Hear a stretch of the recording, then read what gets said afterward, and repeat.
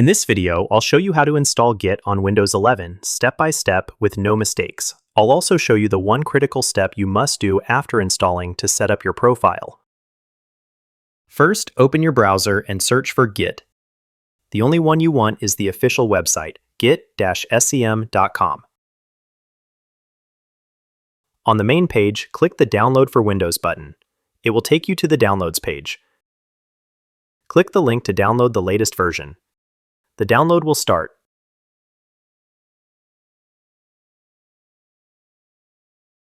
Once it's downloaded, open the installer. You'll see the license agreement.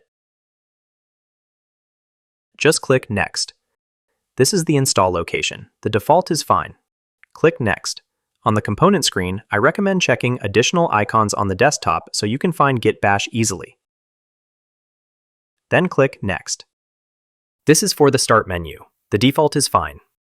Click Next. Stop. This is important. By default, Git uses Vim, which is difficult for beginners. I highly recommend changing this to use Visual Studio Code. If you don't have VS Code installed yet, check the card in the top corner. I have a video on the proper setup for it. You can go install it and come back. If you already have it, select it now. Click Next. This is another key step. The old default name was Master. The new modern standard is Main. Select the second option, override the default branch name, and leave Main in the box. This is the new best practice. Click Next. This screen is for your path environment. The recommended option is already selected and it's what you want. This lets you use Git from any terminal. Click Next. For the next few screens, for SSH, HTTPS, and line endings, the default options are perfect. Just click Next, Next, Next.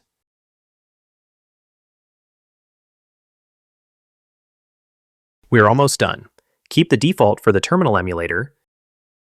Keep the default for Git pull.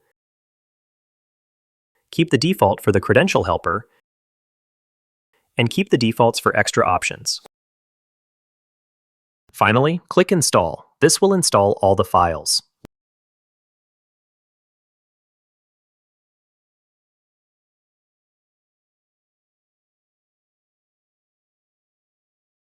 When it's done, uncheck View Release Notes and click Finish. Now, let's verify it worked. Go to your Start menu and open Command Prompt.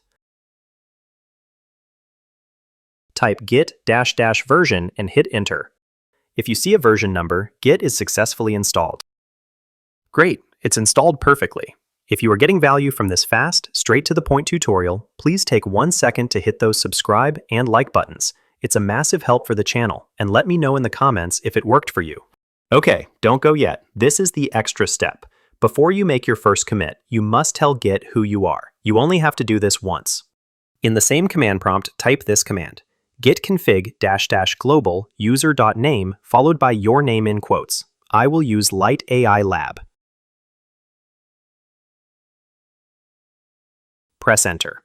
Now do the same for your email. Git config --global user.email followed by your email in quotes. Press Enter. And that's it. You have successfully installed Git and configured your user profile. You are now ready to start tracking your projects. But what's the next step?